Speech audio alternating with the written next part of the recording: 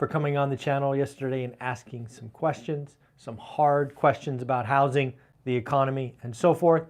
We need to talk about the 10-year note possibly going to 5.5, or maybe it's the 30-year mortgage going to 5 3/4. There's a lot of stuff going on in the economy, lots of people talking about completely opposite outcomes. Let's break it down. Let's see which one you and I feel like is more likely.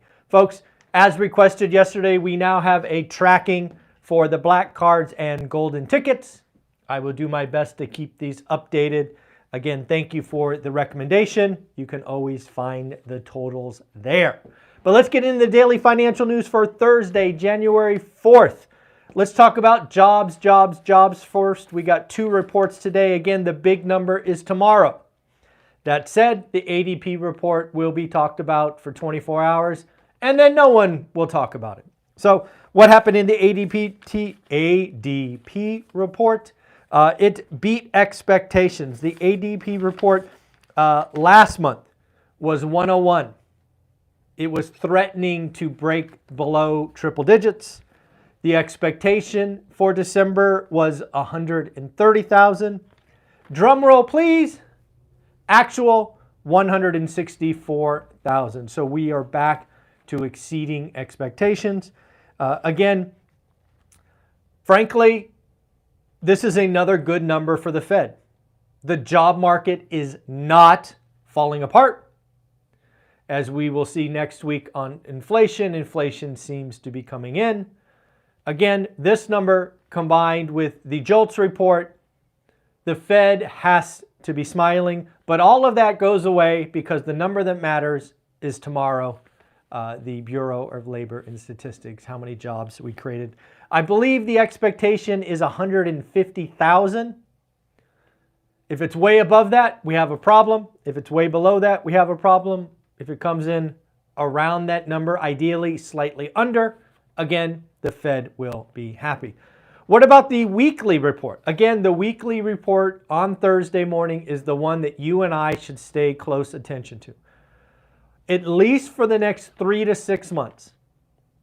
With the threat of layoffs coming in early Q1, where you and I are going to see the number first is here. It's the weekly number. So what happened this week? The weekly number just came in. Let me find it. Oh, there it is. Last week was 220,000. Expectations were 216,000. Actuals, 202. Again, a good number. The Fed continues to smile. Back to the ADP report. Where were the jobs? Where were the jobs? Well, leisure and hospitality came back. Last month, you may remember, it was negative. Leisure and hospitality plus 59,000. Construction plus 24,000. Where was it weak? Manufacturing. Manufacturing lost 13,000. What about wages? What about pay? What is going on? Wages up 5.4%.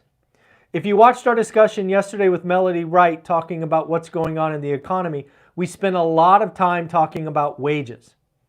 I wanted to make sure we had a conversation to help educate the audience around nominal and real. So let's do that right here. Nominal wage growth, 5.4%. What would the real wage growth be? Well, subtract your favorite inflation number. Let's use 3% just to make the math easy. If you take 5.4, you minus 3%, finally, wages are positive in real terms. So again, as you will see in Melody Wright's excellent interview, or actually where she asked me questions, I turned over the interview to her. She could ask me any question she wanted. I did not know the questions ahead of time. I did not edit the video. She was free to ask any and all questions. We certainly talked about wages. So again, wages are up. Just so you know, 5.4% is wage growth if you stay at your employer. 8% if you are a job changer. And we spent a bunch of time talking about that as well. So, weekly jobless claims. Again, Melody Wright. So a lot of you over the years have said, hey, why don't you go get Reventure Consulting and debate, have an interview, whatever. Just so you know, if you haven't been around for a while, I've reached out to Reventure Consulting over the years a dozen times. In fact, 2 or 3 years ago, I offered him $10,000 to his favorite charity, and he wouldn't come on. Just to be clear, that offer no longer exists. I don't respect him. I think he uses incomplete information. His story hasn't changed. No respect. So that offer of 10 grand 3 years ago, when I was like, you know what? I think he's onto something. That has since gone to the wayside because, let's be clear, he's been saying the same crap for 3 years and he's been wrong for 3 years. That said, Melody Wright is often called a crash cyst, sometimes called a doomer. I think she is experienced and went through the Great Recession and saw some crazy stuff. And she is helping open my eyes to a part of the market I know nothing about. So I reached out to Melody Wright and said, hey, Melody, would you like to come on my channel and ask me any and all questions about housing or the economy? That's how the interview happened yesterday. She was gracious enough to say yes. I think you and I owe Melody Wright a debt of gratitude. She didn't have to say yes. She was very gracious. I think we had a fun time and great conversation. So again, Melody, thank you for coming on. Thank you for asking questions. Thank you for pushing me to think about areas I may not have thought about. Melody, thank you very, very much. All right, let's talk about Dion. So I don't know if you've known this, but Dion is the narrator for 15 Conversations with Real Estate Millionaires. If you go to Audible and you download or buy that book, there's a link below, I think, you can hear Dion read the 15 chapters. Dion was also gracious enough to offer to narrate one rental at a time. We have been, or I should say, I have been battling Audible to finally make that happen. One of the things that made this difficult, just so you know, is I wanted to make sure if you own the book already and you had that robot voice, you did not have to buy it again. It was important to me that you don't have to buy it twice. That apparently for the last 3 months has been gumming up the works at Audible. Great news, yesterday it's done. If you have ever bought one rental at a time on Audible and you had that robot voice, congratulations, it's gone. You can now hear Dion, thank you Dion, reading one rental at a time.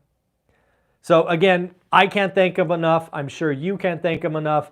But now if you want to get the Audible version of one rental at a time, or you've already purchased it, congratulations. You now will have Dion reading one rental at a time or 15 Conversations with Real Estate Millionaires. I can't thank you enough.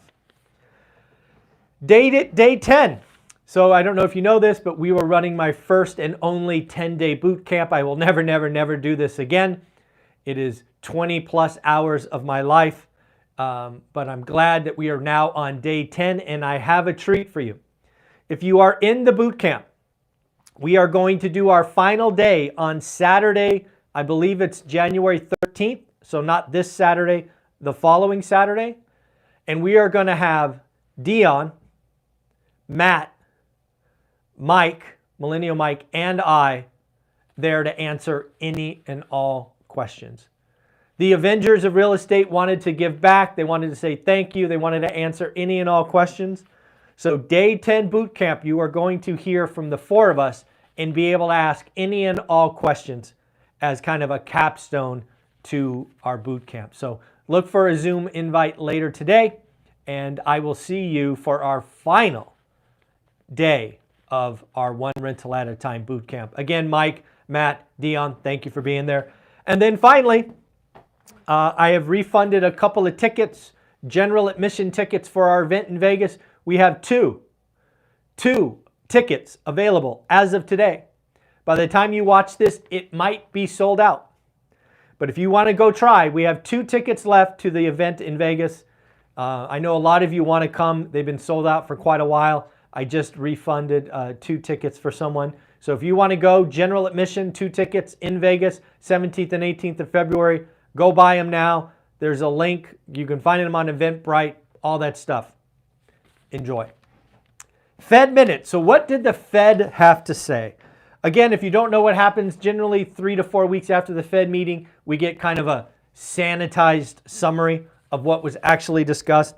I don't think it's unreasonable to assume that it's a sanitized version, meaning they're releasing what they want to release and taking out what they don't want you to hear. But my read of the minutes is A, rate hikes are most likely over, to which I say, no kidding. 2% is the target. We are not changing. Again, no kidding. Rate cuts likely to occur in the second half or late 2024. Again, this is why I think the whole Fed meeting minutes this time was kind of cleaned up, because they didn't like what happened in the market. They didn't like to see the 10-year come in to 3.85 or whatever it was. They want to talk up the market. They want to move rate cuts from March to May. They just didn't like how the market reacted, so they went in and tweaked the minutes, in my opinion. So there were the Fed minutes. Oh, Jim Bianco. So again, I want to bring you both sides of what is going on. Jim Bianco is out there saying that the 10-year note is going to 5.5%.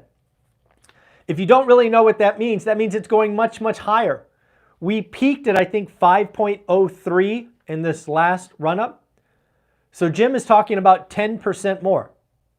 Okay, Jim, why? In Jim's opinion, the economy is much stronger and much more resilient. And to Jim's point, he also believes that it is possible that inflation reignites. So strong economy, inflation, stops declining and comes back. That could take the 10-year note to 5.5 in Jim's opinion. If the 10-year note goes to 5.5, we will have mortgage rates back at 8% or higher, given past behavior. That said, on the complete opposite side, we have had multiple forecasts revised for the 30-year mortgage. Wells Fargo and Bankrate in the last 48 hours have come in and changed their 30-year mortgage forecast for the end of 2024. Both of them, coincidentally, picked the same number. Both of them picked 5 3/4. So what is it? So you can't have Jim Bianco right with a 10-year at 5.5 and 30-year mortgage at 5 3/4. That logically doesn't make sense. So I believe what Wells Fargo and Bankrate are saying is A, the economy is slowing down, inflation is falling, it won't reignite, and we will get multiple rate cuts next year. So again, I ask you, as you look at the economy, do you think it is strong and resilient like Jim? Or do you think, you know what, we have some problems, it's weakening. We may not get a recession, but it is certainly not accelerating. That is really the question, in my opinion, between Jim's 5.5 and 8, 5.5 10-year 8% mortgage, and Wells Fargo and Bankrate. So again, there you go. And then the last thing, something that I'm very proud of. I believe it was about 9 or 10 months ago, we talked about the mortgage spread between the 10-year and the 30-year mortgage. It was over 320 basis points. Why is that important? Well, historical average is 180. So we had 1.4 or 140 basis points of additional margin. As I've said for 9 months, that would only come in meaningfully when banks believe the Fed was done. Great news. Banks believe the Fed is done. That has now come into about 286 basis points. So some of the mortgage rate reduction is compression in the margin. But here's the deal. The margin compression only accelerates once the Fed cuts. Once the actual Fed cuts. Because again, banks are conservative. Just like they were running at 320 basis points, they were nervous. They did not know how high the Fed was going. Now they think they're done. They're collapsing. You want to see the compression from 286 to 200? You add one rate cut, I believe it will be relatively quick. Last thing to talk about, we have one more person to congratulate, folks. We've got Donovan. Donovan, congratulations on your golden ticket. You know what we'll do? We'll come here and we'll change this in real time. I like purple, so we'll make this one purple. Donovan, congratulations. You are golden ticket number 4 for the year. Congratulations. Your card will go out in the mail. Folks, again, we are tracking black tickets. You can get as many of those as you close deals, but you can only ever get one golden ticket. Donovan, thank you very much, folks. Again, lastly, we are down to 80 hours. 80 hours left on the Best of ORaaT. If just a few of you would go to Best of ORaaT and watch or click on a video that's 2 hours long, we could, in theory, close that 80-hour gap today. I'm just saying. Also, we are now up to 48 virtual tickets. 48 virtual tickets. We sold 7 virtual tickets yesterday. Thank you, thank you, thank you. Again, I do believe this will sell out. Lots of people were waiting till after the holidays to pick up the $99 ticket, which will also get you the video after. And again, don't forget, if you want to get to Vegas, there are 2 tickets for general admission. Have a great day. Take care. Thursday, January 4th. Have an amazing day. Bye.